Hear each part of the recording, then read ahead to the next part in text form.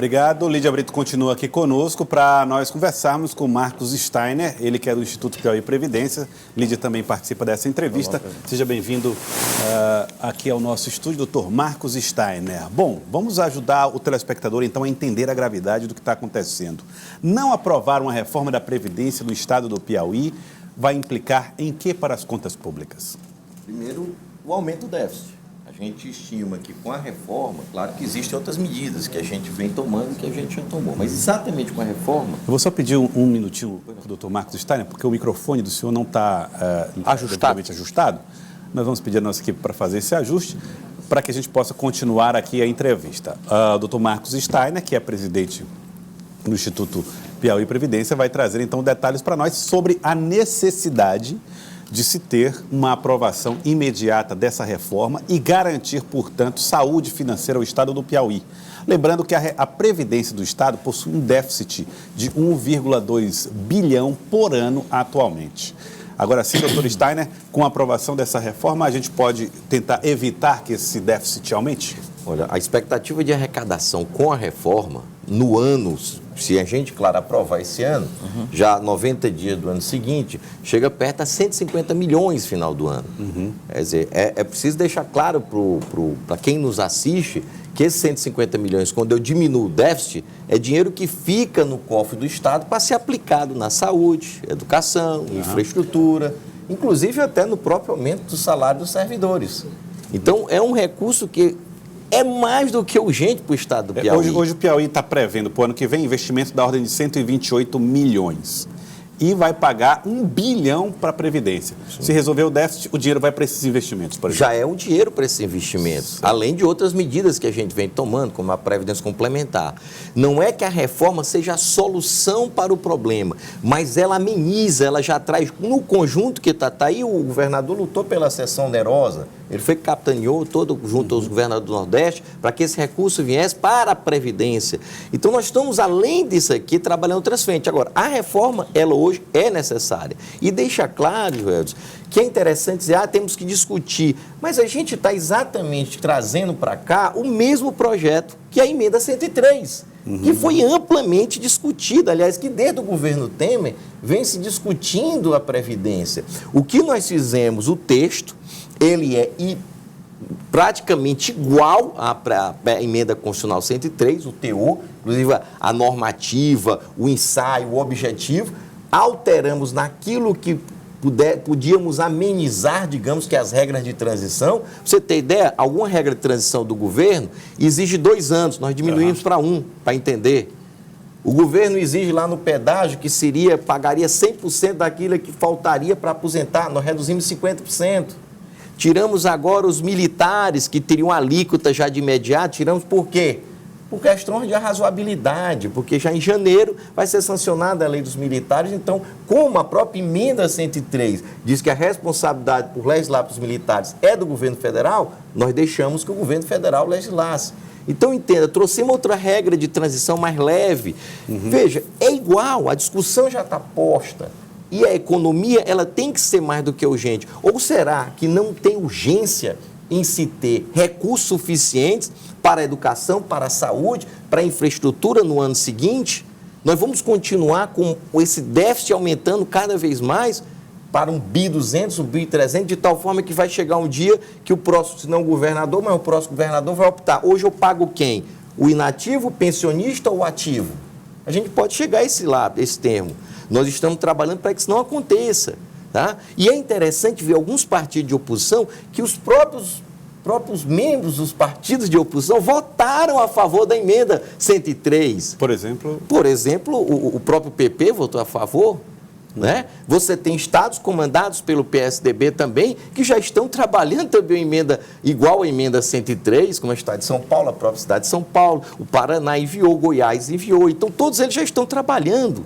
Então, é meio incoerente você ver essa postura e a gente acaba sentindo que aí não tem uma discussão técnica, aí não passa uma discussão técnica, mais uma discussão política em razão das eleições que virão ano que vem.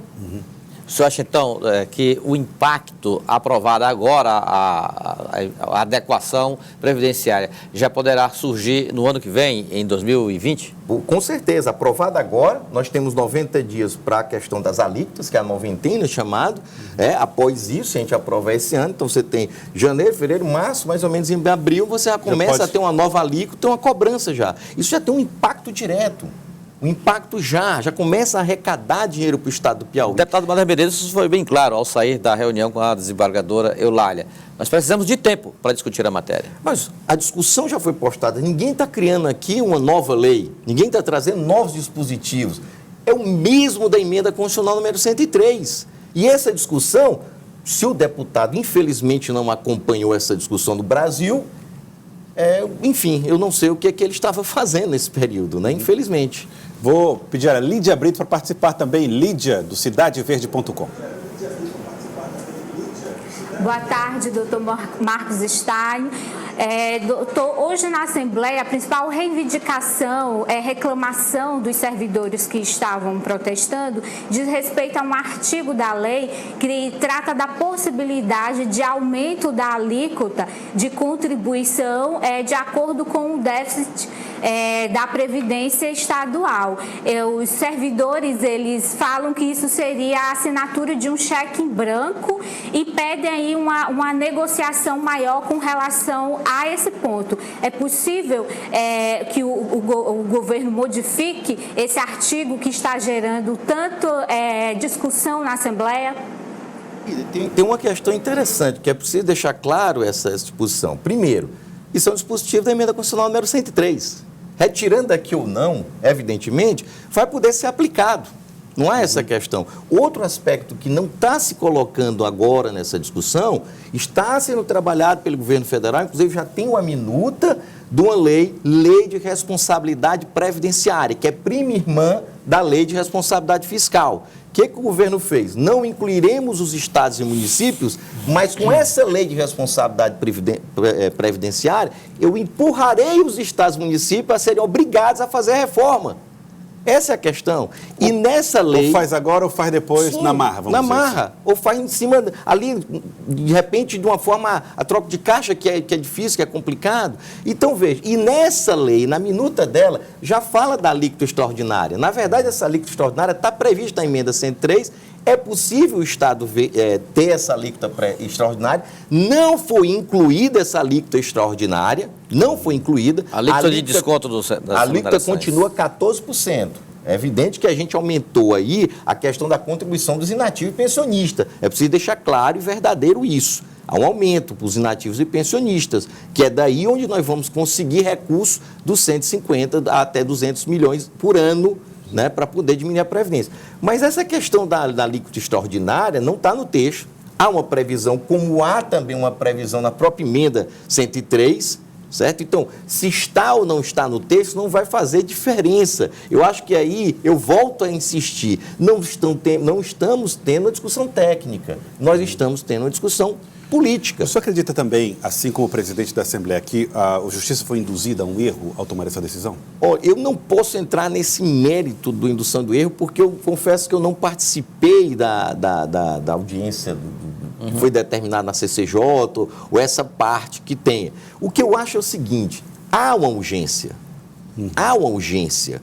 É mais do que urgente. Eu volto a dizer, Joel, que nós perdemos tempo no Piauí. O Piauí sempre ficou atrás com relação a essas reformas. Chegou no limite do suportável em relação ao déficit da Previdência? Não suporta mais, na verdade. Isso a gente está fazendo... Você vê, o Rafael comemora, o secretário Rafael comemora a arrecadação do Estado, mas o FPE cai. Então você fica nessa balança, nessa gangorra que tem. Então, veja, é urgente sim. Veja só, eu estava conversando com o Elivaldo há pouco. A primeira emenda constitucional que começou a colocar nos eixos da Previdência foi a emenda constitucional número 20, de 98, do governo Fernando Henrique, que tentou organizar, dar um trilho, dar uma norma, uniformizar. O Piauí só veio mexer na Previdência em 2004.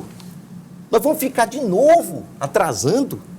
Nós vamos ficar sempre tentando a reboque de alguma coisa por conta de pessoas que precisam entender que esse recurso de 150 milhões são para 3 milhões de pessoas que estão esperando esse recurso. que estão precisando de saúde, educação e segurança. Eu acho que a gente tem que fazer uma autocrítica nesse instante, tem que refletir. A oposição não pode ser uma oposição que tem que fazer política, evidentemente, concordo. Eu acho que o sindicato está no papel dele, eu não tiro o papel do sindicato. O sindicato é para realmente estar ali na frente, discutir, debater, discordar. Eu lembro... Uma das questões que você falou aí, incoerência, que o PSDB já aprovou em São Paulo e que aqui o PSDB está lutando contra, mas também em nível nacional, o PT lutou contra a reforma da Previdência, que agora está sendo colocada aqui, e esse é um ponto. E o outro, é por que não esperar a PEC paralela que está sendo discutida na Assembleia e aprovar tão rapidamente assim? Perfeito. Primeiro, deixar claro, existiam setores do PT que não concordavam, evidentemente, com a reforma do regime geral. Tá? E tinham críticas e tinham também alguns dos setores do regime da Previdência do Servidor. O governador Wellington, inclusive... E esse que nós estamos tratando é do servidor. Do servidor. O PT foi radicalmente contra, assim como eu acho que não haveria por que mexer no INSS. Vamos colocar até para diferenciar, no regime do INSS. O regime do servidor, que hoje era o IAPEP, hoje Piauí Prev, o governador Wellington sempre defendeu, inclusive, a nível nacional, uma discussão. Chegaram, inclusive, eu lembro numa entrevista no painel da Globo News, ele defendendo, nós temos que ter uma reforma. Agora, precisamos, evidentemente, além da reforma, que ele via isso, não é só a reforma. O governador queria, além da reforma, discutir a sessão onerosa, discutir outras formas de recurso para fazer essa transição dessa Previdência para outra. Esse seria o ponto. Então, veja, nesse aspecto, eu acho que aí entra aquela realidade de dizer... O governador do Estado fez a parte dele, só. INSS não, mas o regime próprio, sim. E sobre esperar a PEC paralela, por que não esperar? A leitura que temos é que o Senado pode aprovar, mas a Câmara não aprova. Não aprova, porque a Câmara já disse não à inclusão dos estados e municípios. Seria voltar atrás. Isso é muito difícil acontecer na Câmara. Por que a Câmara... A Câmara dos Deputados não aprovou já a inclusão dos estados e municípios, como historicamente, desde a emenda 20, que a emenda 20 inaugurou esse alinhamento entre estados, município, União e Distrito Federal com relação à Previdência, e continuou no governo Lula. É preciso deixar claro que o governo PT fez a reforma da Previdência, inclusive a contribuição do inativo e pensionista foi no governo do PT, a Previdência complementar do governo da União foi no governo Dilma e assim por diante, né? Mas veja, a gente não acredita na Previdência. Eles alegaram que os governadores não apoiaram a reforma da Previdência e agora vão tirar proveito disso, não tendo trabalhado em favor da reforma? Olha, na verdade, o que aconteceu, inclusive nessa entrevista que vocês podem ter acesso no YouTube do governador no Globo News, no painel, houve uma reunião na segunda e o governo foi que não quis mais discutir.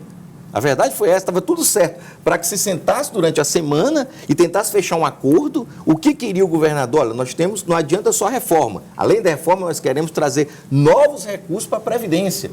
E aí é que eu disse, havia um estudo, inclusive, por parte de técnicos, outros técnicos, dizendo, por uma emenda constitucional para poder vincular receita ao Fundo de Previdência. Você tem uma emenda na Constituição Federal para isso.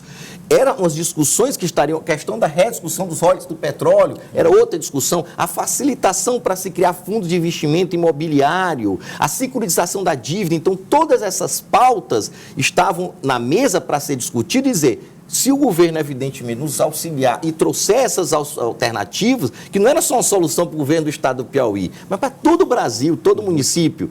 O que aconteceu? Quando foram na semana de discutir isso, o governo recua, o próprio governo federal recuou e não quis mais discussão. Não foram os governadores que não estavam prontos para poder fazer o apoio, mas houve um recuo do próprio governo federal. E aí a entrevista está clara, isso na Globo News, no painel, isso é verdade, o governador foi entrevistado, colocou exatamente da forma como eu estou lhe trazendo, mas o governo simplesmente não quis mais discutir e aprovou do jeito que bem quis. Eu quero agradecer ao senhor, doutor Marcos Steiner, obrigado pela participação conosco aqui no Jornal do Piauí. Obrigado. Eu que agradeço, sempre à disposição. Obrigado a você também. Por hoje é só? Por hoje é só, Elivaldo. Amanhã tem mais, Joelson. Muito bem, Elivaldo Barbosa e Lídia Brito, cidadeverde.com. Meu agradecimento a você, Lídia, mais uma vez, trazendo informações aqui para nós. Acesse lá o cidadeverde.com, que tem as reportagens de Lídia Brito.